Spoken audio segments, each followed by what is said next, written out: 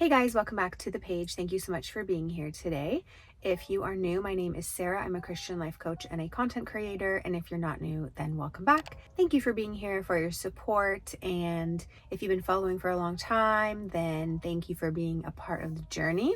So today I'm going to share a video with you guys. It's going to be a mini testimony, and I have shared parts of it before when Adam and I shared our birth story for our son Gabriel. I kind of shared it in bits, but I feel like I didn't go into enough detail because it would require a video of itself, and plus that video came out a long time ago, so it is a good reminder that God cares about the details. And I feel like, to be honest, so many of my videos are about waiting on God because that's the season that I'm in. But also, I think that the reason there's so many videos about waiting on God or waiting for a promise or Him caring about the details is really because this is a lifestyle of us learning to trust God, not one time, but over and over and over again. It's not like we just grin and bear it and wait until it's over so that we can finally feel like we've made it and now we can just relax and not have to press in prayer or trust God as much as we had to before because we have now arrived.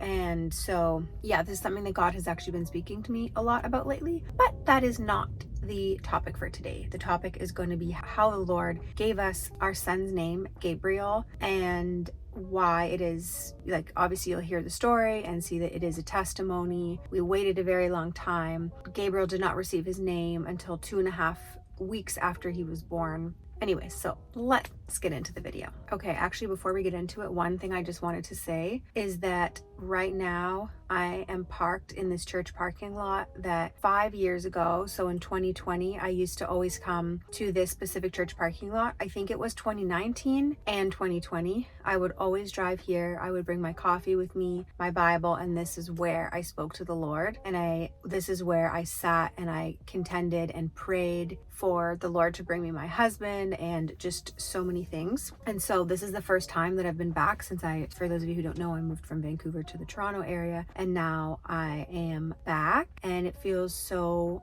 full circle. But as I was deciding to go film this video, I asked the Lord, like, where should I go? And it just kept coming back to me, go to the old parking lot. So I am here and it's pretty nostalgic. All right, let's jump into the video. All right, so it's June of 2023. I just find out that I'm pregnant. Adam and I find out, and we believe that we're having a boy immediately. The reason why is because Adam had a dream the day before, or the night before we found out I was pregnant, that we had a son, that I was pregnant with a son. And so the next day we find out that we're having a baby. So we're like, it's a boy.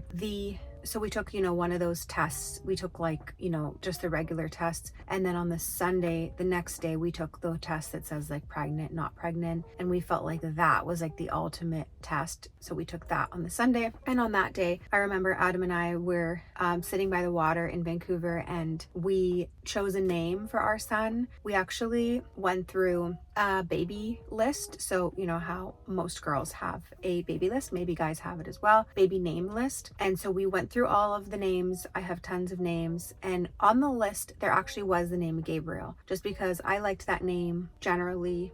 But when Adam and I saw it, neither of us were like, we didn't feel anything about it. I was like, oh, I like that name, and Adam was like, yeah, I don't know, like it just wasn't a name that we had both felt confirmation about at all. Not that we were praying about it, but it was more like just our personal preferences of going through names. And so we did not pick that as a name. Again, there's probably like 20 names. And then we came across this really interesting, unique name, which I won't share it because maybe we'll use it for our next child, who knows. But we were set that like, this is our child's name. And I told my parents that like, we really like this name, but I said, don't tell anyone because we don't know for sure if we're going to use it. We haven't prayed about it, but we really like it and we think it goes nice together, so it's probably going to be his name. Anyway, so several months pass and we're getting to the stage where we're going to be able to find out if we're having a boy or a girl. And we just start to realize that we don't actually know that we are having a boy. We think we're having a boy because of a dream that we had, but we don't know for sure. And we don't want to be disappointed if we find out we're not having a boy. And the thing is we want a girl. So it's not about that, but it's just about the fact that once you think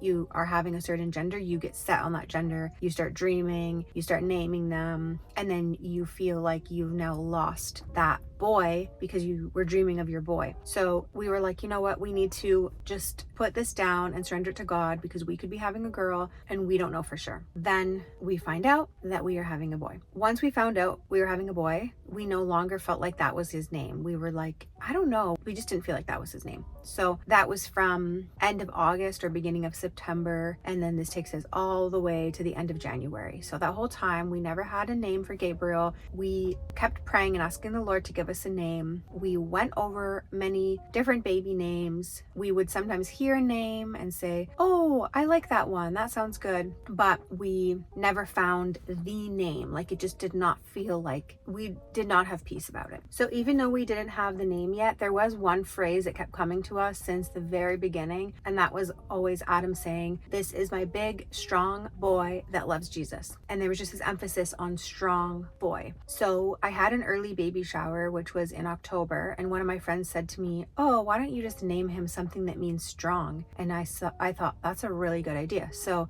I really like, Hebrew names, or just in a different language to make it more interesting. So I remember searching at the shower, what does strong mean in Hebrew? And it wasn't really a name. It was just like, it's like a word. It's like if you named your son literally strong. And the name was like Hazak or something like that. And I don't know, to me, it didn't feel like a name. Like, no offense if that's someone's name, but to me, it wasn't like, oh, that's my son's name. It was just a word. So I'm like, okay, that's not going to work. So I completely put that to the side and put that down. So now fast forward to when Gabriel was born. He was born 2.5 weeks early in the evening time at 8:28 p.m., which I've mentioned this before, but the Lord kept showing me Romans 8:28, especially leading up to my birth, so much so to the point that I went to HomeSense and there was a framed photo there and it said Romans 8:28. And then I think like a week later, which was just around before Gabriel was born, I went to my favorite sushi restaurant, and I guess I had never used the washroom there before, so I used the washroom, and behind the door there's a big poster and it's Romans 8:28, which, just a summary, basically says that God works out all things for good for those who love him and are called according to his purposes. So anyways, he was born at nighttime, and then of course, it's all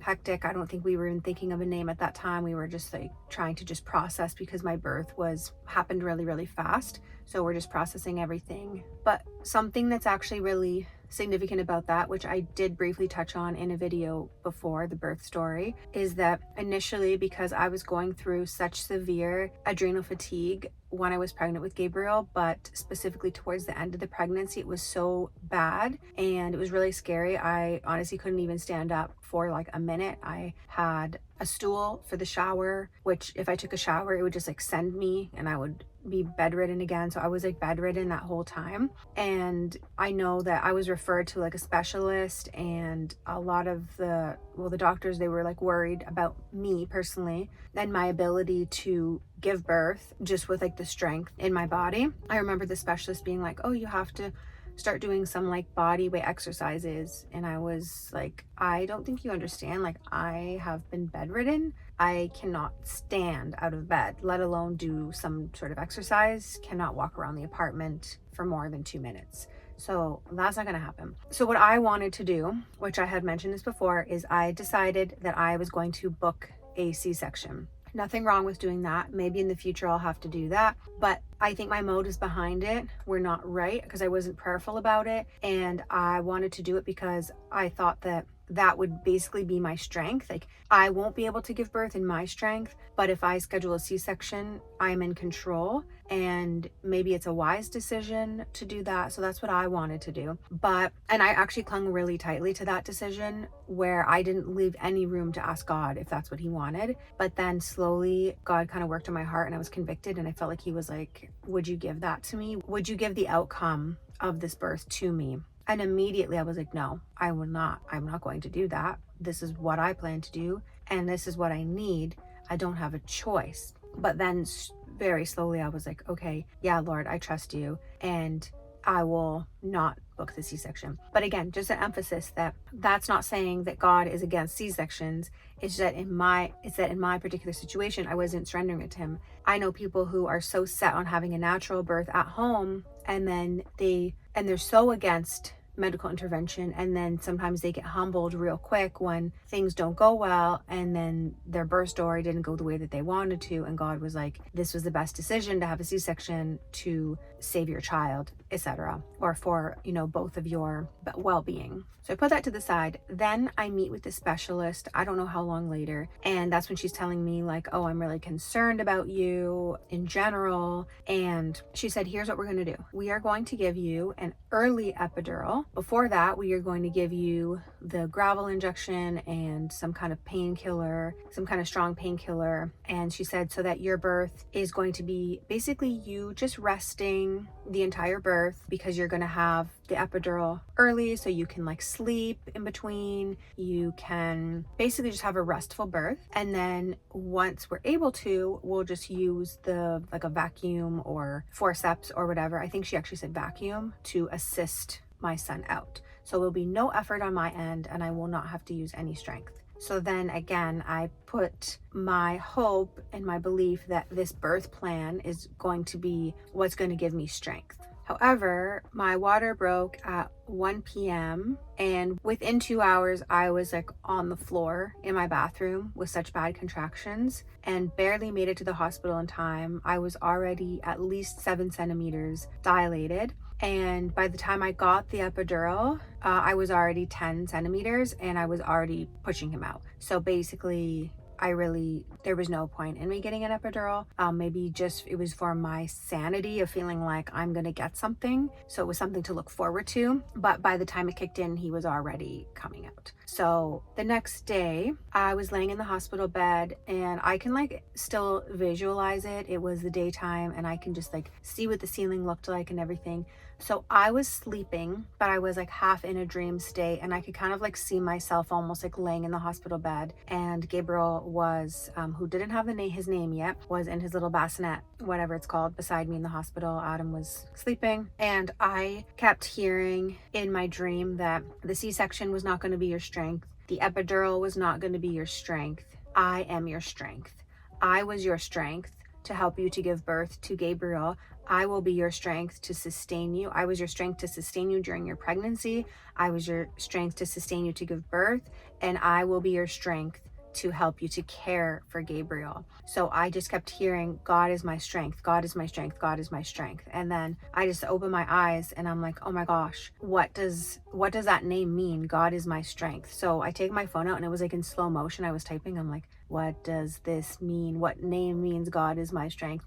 And then the name Gabriel pops up. And the second I see it, I was like, oh my gosh, that is his name. I felt so much peace that like that is my son's name, even though I had seen the name Gabriel back in June along with 20 other names and did not feel like his name at all. You know how sometimes like you have to see your baby to know that that is actually their name. Adam and I had a different name that we were like thinking about, and it just was like, that is not his name. So I saw it, I'm like, that's his name. I became immediately obsessed. I was looking at him and I'm like, his name is Gabriel. Oh my gosh, his name is Gabriel. But I didn't want to get too attached to it because I didn't share it with Adam yet, and just in case Adam was like, no, I don't feel peace about that, that's not his name.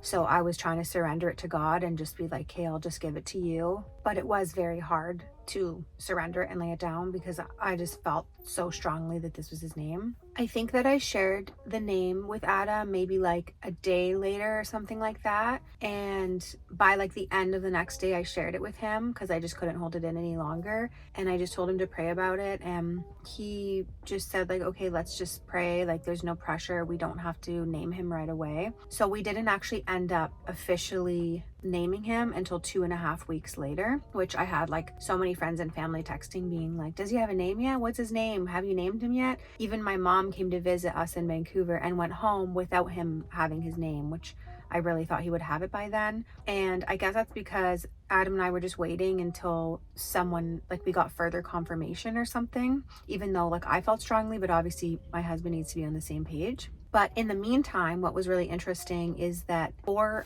at least, or I think it was 4 people guessed his name while they didn't even know that that was the name that we gave him. One of my friends was texting saying, hey, did you give him a name yet? And of course, I said, no, not yet, even though I had that name in my heart. So she's like, I'm waiting. Anyway, so Adam and I announced the name, and a little bit later we find out that 4 people had already guessed his name. So one of my friends, the one who was texting me saying, hey, did you give him a name yet? She said that she played a game with her parents where they both got 2 guesses each. And her first guess, well, not first guess, she gets 2 names. So one of the names was Gabriel and the second one was Ethan. And the name Ethan actually means strength. So she was actually right on both names. First of all, she was bang on by guessing Gabriel. And then secondly, Ethan literally meaning the same thing. And she had never heard me in my whole life saying that I liked this name. I actually really believe she strongly hears from God. She's not a professing Christian from what I know, but she has said so many things that are so Holy Spirit led. And I'm like, girl, like you seriously hear from the Lord. And again, like she didn't know that this was even a name. Like I had never said this name to anybody. So she was like, when I told her this was name, she was like, oh my gosh, you're actually kidding me. And then she sent me a list and showed me the list of like the names that her and her family had guessed. So that was the first person. The second person was Mina, who is a NowBloom coach, and she is very prophetic. She actually gave me the word to start NowBloom Academy in the first place and the timing. And she said in Finland, they play a game where they guess what the baby's name is going to be, and the name that she guessed was Gabriel. The third person, this one was not as like obvious as a guess, but she messaged me and said, hey, I really feel strongly about this name for your son. And it was the name Ezekiel, which I was like, okay, it's not his name.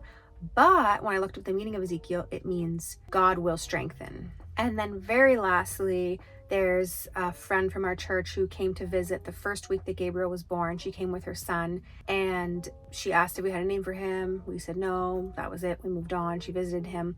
And then when she left our apartment, she turned to her son and said, watch, they're going to name him Gabriel. And we didn't find that out until a little bit later when she said that to my mom when my mom was visiting. And we were like, why didn't you tell us that? So again, I know people who maybe don't believe in the prophetic, or maybe who are not Christians, maybe might think like, oh, like they probably just lied and said that they guessed those names, or they're just like exaggerating. But obviously I'm the one that has personal relationships with each one of these people and knows that they have no reason to have done that and have seen them move prophetically many times. So I think that was so cool that it's like after we had decided this is his name, we got the confirmation after by finding this out. And also one of the last things is that when my mom was visiting, she just kept saying to him, oh my gosh, he is a literal angel. He is an angel. And it's like everyone just kept saying, he's an angel, like look at him, he's such an angel. And in my head I'm like, oh my gosh, Gabriel. But also at that particular time, Adam was really into talking about encounters with angels, again, not in some weird way, but like in biblical way, with just the biblical encounters with angels. So he had never really emphasized those types of things, but for some reason during that time there was such an emphasis that he kept talking about those encounters. So anyways, Adam felt peace about it. We named him Gabriel, and then after that we found out about all of the other confirmations, which is really cool. But the reason I want to share the story was because when you think about it, it took a really long time. It was from June until February. It was from June until February that we were praying and asking God for a name. People asked us many times throughout the birth, do you have a name yet? And then of course the pressure was really on after he was born for 2.5 weeks of people continuing to ask us, you know, have you named him yet? And we're like, okay, Lord. And just the fact that, you know, right after he was born, he gave me his name. And of course, you know, we had to wait to be on the same page and everything, but the Lord delivered on time, even though it felt like it was so long. And it was like, you know what, maybe he's just not that opinionated on what we name our son. Maybe it's just like, okay, you have free will and you name him whatever you want. But in actuality, the Lord really did have a specific name set aside for our son. So whether it's a name or whether it's a house or whether it's a job, whether it's a relationship or direction, God really does care about the details. And oftentimes what I have been experiencing is that if I have not been hearing from him on something, it's just because the answer is often wait or not yet, or I'm doing something. And sometimes when we don't get a confirmation, when we don't hear anything from him, we also just oftentimes we'll just go ahead anyways. And I've been learning in very small things to not do that, because oftentimes God has something better for us. Even something so small as I usually have a car seat that you would see here in the center of my car, but it's an infant car seat, so I got rid of it. And I'm looking for a toddler car seat for Gabriel, and I don't want to spend a lot of money. I would like it to be a brown or a beige one, or just something that will match with the interior of my car, because why not? I'm going on Facebook Marketplace, so I don't want to spend a lot of money on it. And there was this car seat that I was just kind of pressing to, okay, I'm just going to get it. Like, I'm just going to go ahead. I'm just going to get it. But the woman wasn't answering me. She was taking a long time. And it sounds silly, but I've done this often where even things on Facebook Marketplace, or even like a purchase that's not that big of a deal, I will just go ahead anyways, even though it feels like I'm forcing a door. And then later on, I'll see like the perfect car seat for a way better price. So even in those small things, I'm just trying to exercise self-discipline, discernment of hearing from the Lord, patience, trust that he is going to deliver. And the last thing that I'll add as well is that, as many of you know, Adam and I are looking for a home, and thankfully our realtors are my parents, because if they weren't, I think our realtor would be very frustrated with us, even if they were a Christian, because we have been seeing homes that are beautiful, have the amount of rooms that we need, in the location that we need, and the price that we need. And we still don't feel like it is our house. We feel that God has set aside a specific house for us. And so, you know, if you could imagine if we had a realtor searching for us and sending homes and saying, guess what? I found the perfect house for you. And our response is, well, yeah, it's met everything that we've asked for, but we don't feel peace about it. And how confusing that would be, possibly to someone who's not a Christian, but even someone who is a Christian, that would possibly be very frustrating as well.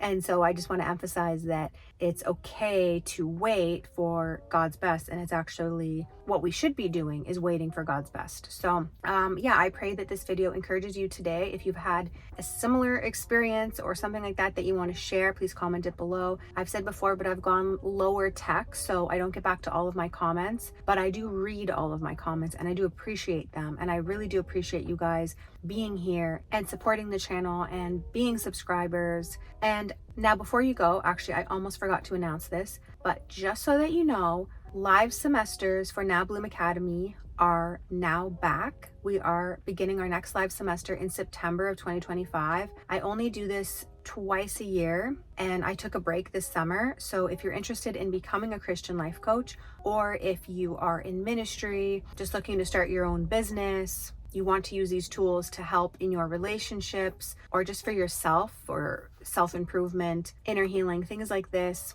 there's also an early bird discount, which I'll put below. I believe it's early bird 2025. So if this is something that you've been waiting on, live semesters are back, which is super exciting. And then, of course, as I always say, we have coaches with NowBloom, Mina and Misha. They have programs, they have one-on-one sessions. So if this is what you're looking to dive into, this is something I strongly believe in. I've always strongly believed in having a coach, having a mentor, inner healing, deliverance, all of the things. It's a continuous process. It's not something that you do because you're in a bad situation. It's not a one-time thing. It's an ongoing process. And that's what I have to share for today. So thanks so much for liking and subscribing, and I will see you guys on the next video. Bye.